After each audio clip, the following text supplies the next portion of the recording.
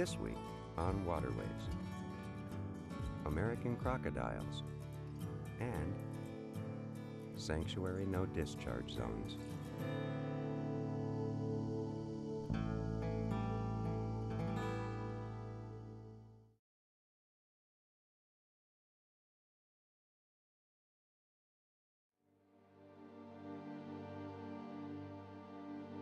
Lurking in the creeks and shallows of Florida Bay and Barnes Sound is an animal that's as old as the dinosaurs. If you spot it moving noiselessly through the water, count yourself lucky. You are one of the few people who have seen the American crocodile. The crocodile lives along the South Florida coast, tucked into creeks and ponds where fresh water from the Everglades meets the sea. This shy animal does its best to stay out of sight, and until the 1960s, not much was known about it. In the early 70s, a great deal of concern was expressed about crocodiles, largely as a result of the work of John Ogden, who was working with Everglades National Park at the time. Adults larger than 2 meters were regularly being killed, especially by collisions with automobiles, and that remains the major cause of death of crocodiles today.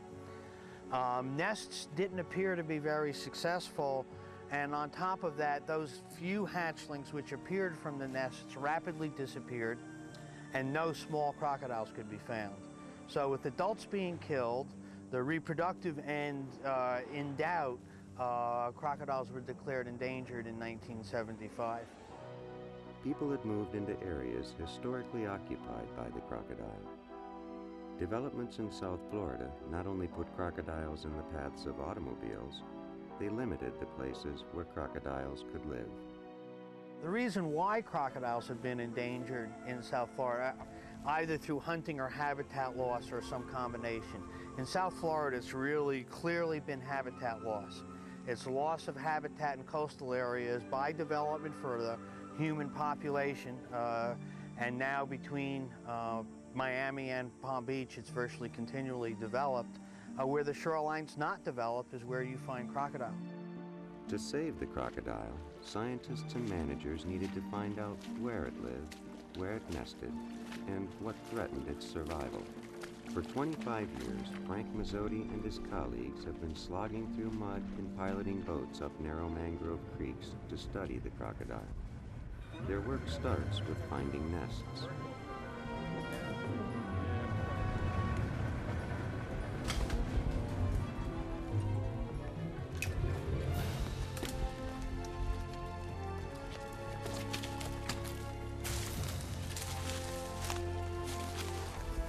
Early to mid-April, the female crocodiles will come out to different shorelines, and they'll dig test holes in the sand along beaches or raised ground. They're testing out the substrate for the best conditions for depositing their eggs for incubation. Here she chose a site that was rather elevated. She piled up more sand, raising where the egg cavity will be, and then she deposited the eggs. Finding a few crocodile nests spread over 30 miles of winding creeks and hidden ponds is hard work. Crocodiles hide during the day and are stealthy at night. Mike Cherkis uses what he knows about crocodiles to solve this problem. A crocodile's eyes shine red at night, making them easier to find. While crocodiles don't return to the same exact spot every year, they do like the same kinds of places. High ground where the nests won't flood. Back in the early 80s, Dr. Frank Mazzotti had done flying surveys of these areas, aerial surveys, where he picked out the high spots on different islands, actually pretty much everywhere within Florida Bay. So today we still monitor areas of known nesting that have been known since the early 80s, and we walk all beaches and all islands that have high enough ground to have additional nesting. We look for tracks, and that's how we find new nests. Otherwise, we're constantly monitoring old nests and constantly looking for new ones as well.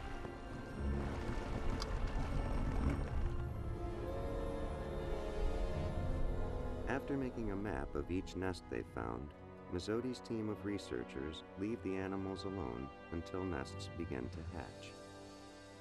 eggs are laid at the end of April, beginning of May. Their average size clutch is 40 eggs.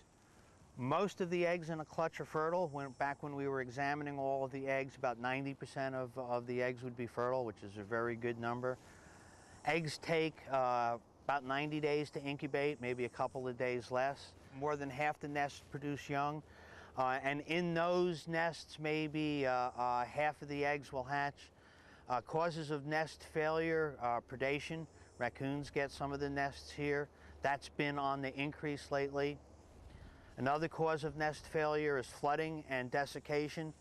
So like many other critters in South Florida, the reproductive success is linked to hydrological conditions, and if it's too wet or too dry, crocodile nests fail. Sometime in July, the nests are ready. Responding to chirps from young still half in their eggs, the female will dig up the nest and help them to hatch. Unlike sea turtles, mom has to come back and open up the crocodile nest to release the young. They can't get out of the nests on their own. And then the moms open up the eggs, open up the nests, sometimes have to open up the eggs if the young haven't gotten out, and they do that by rolling the egg between the tongue and the roof of the mouth. Oftentimes they'll lay their jaw on top of the nest, and they can call to the babies, and they can feel for vibration of the babies chirping, and she'll know at some point that there's enough chirping, that enough to hatch, that's ready to open the nest up. And she'll take out the babies and carry them to a protected area. Researchers must find baby crocodiles within 48 hours of hatching. After that, the crocodile will move, taking her babies with her. When they find a newly hatched nest, they quickly move in to capture, measure, weigh, and tag the babies.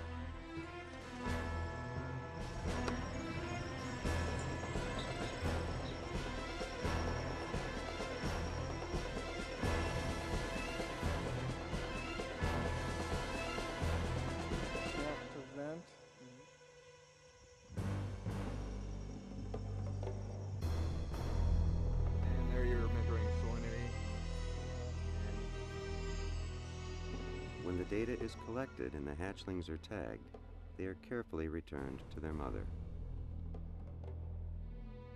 When hatchlings come out of the eggs, they're about 10 inches long and weigh about 2 ounces, and as such they're a great tidbit for a variety of critters: raccoons, wading birds, ospreys are all candidates. Larger fish, tarpon, snook, I'm sure even a sea trout would love to gobble up a little baby crocodile. Those that survive predators may face another threat: dehydration. Until they reach 6 to 8 ounces in weight, young crocodiles need a steady supply of fresh water if they are to grow quickly and survive. Historically, young crocodiles got it. They hatched in July and August, just as fresh water began to run off the Everglades. By February or March, when the water stopped flowing, they were big enough to go without. Canals and levees built during the last century have cut the flow of fresh water to Everglades and the coast. In dry years, barely a trickle of fresh water is available for crocodiles. Researchers fear that with less fresh water, crocodiles may not be growing as fast. In drought years, only a few hatchlings may survive. Restoring the Everglades will restore fresh water to Florida Bay and Biscayne Bay. Mazzotti and his team are keeping a close watch on crocodiles as restoration begins. And then the other aspect of our research is growth and survival. We've marked well over 3,000, I think getting close to 4,000 crocodiles in Florida in the last 25 years. Most is hatchlings. And so what we want to know is how many of those have survived and how fast are they growing, and can we relate that growth and survival to these conditions of salinities that we're talking about are so important for restoration. So we go out during those times of the year at night and try to capture as many crocodiles as we can and weigh and measure them. About 40 to 50% of the crocodiles we capture now have been marked previously.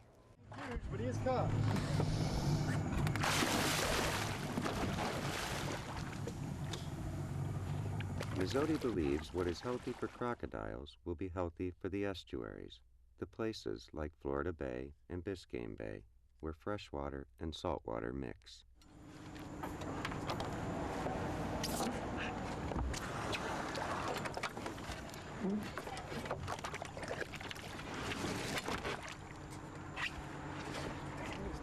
In South Florida, we really have a unique opportunity to integrate endangered species recovery with ecosystem restoration. Crocodiles, reptiles in general, depend on healthy, natural deliveries of fresh water to the ecosystem. That means not only the amount of fresh water, but also the timing that that water is delivered and the flow rates at which that water is delivered to the system. The same things that crocodiles need for survival. Late wet season, early dry season flow into the estuary for hatchling crocodiles. Those are the same things that characterize the healthy estuary before the human development of South Florida disrupted it. The results of Mizzotti's work show that crocodiles are doing much better than they were in the 1970s. There are more crocodiles in more places doing more things now than when they were declared endangered in 1975. There were a maximum number of 20 crocodiles nesting then. Now we estimate over 50 crocodiles to be nesting in Florida, and they are nesting in new places as well. Frank credits much of the recovery we see today as a result of decisions to protect habitat in the 1980s. A real key to the recovery of crocodiles in Florida has been the fact that the remaining habitat is protected. Early research that we did in the late 70s indicated two areas, actually three areas that were very important. Northeastern Florida Bay and Everglades National Park, and that was designated as a crocodile sanctuary in 1981 to further protect that habitat and to protect the crocodiles from disturbance by humans. Crocodile Lake National Wildlife Refuge was also established during that same time period, and that encompassed a very important nesting habitat on North Key Largo for crocodiles, as well as juvenile and adult habitat. And then a really third key to this puzzle have been crocodiles nesting at the Turkey Point Power Plant site. And although not protected per se for crocodiles, it is a nuclear power plant, so it is a protected site. And Florida Power and Light has managed the area for crocodiles, so that has become one of the other important components to recovery of crocodiles in Florida. While the future of the American crocodile looks rosy, it will only stay rosy if we do the right things. We will need to continue to protect the places where it lives. We will need to restore fresh water to the coast of the Everglades. Most importantly, we will need to learn to live with these animals. One of the things I think is going to be very important for the successful recovery of crocodiles in Florida is that they become tolerated by humans. Best thing that people can do about crocodiles is to educate themselves about crocodiles and that they are not only a natural wonder of nature, but they're an endangered species success story. They are not something to be feared, but they're something to be respected. And so really the key to survival and recovery of crocodiles in Florida is going to be people understanding them enough to appreciate the wonder that they are.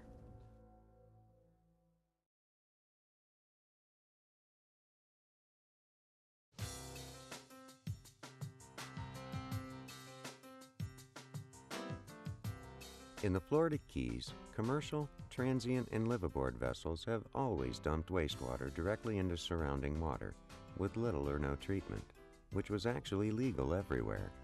Today, it is not. In June of 2002, the state waters within the Florida Keys National Marine Sanctuary were designated a no-discharge zone by the United States Environmental Protection Agency at the request of the state of Florida. This designation means that sewage from vessels cannot be discharged overboard. We want to keep our environment clean. We have such a high concentration of boaters in the Florida Keys that really one boat may not matter. People might think it's not doing a lot of damage, but when you add up all the population of boaters in the Florida Keys, then you put it together, it's quite a lot of sewage. The new designated no-discharge zone exists in all state waters within the Florida Keys National Marine Sanctuary. This area extends from land to 3 miles out on the ocean side and 9 miles from the land into the Gulf of Mexico and Florida Bay. Boundaries extend from the lowest point of land at low tide. Boaters need to consult a nautical chart for the exact boundaries of the no-discharge zone. The no-discharge zone applies only to state waters, but the intent is to protect water quality, not only within state waters, but also, in any areas which have sensitive resources like coral reefs. The Florida Keys National Marine Sanctuary, as we speak, is working on a similar no-discharge zone designation for the sanctuary waters that are located outside of the state boundaries or the state limits.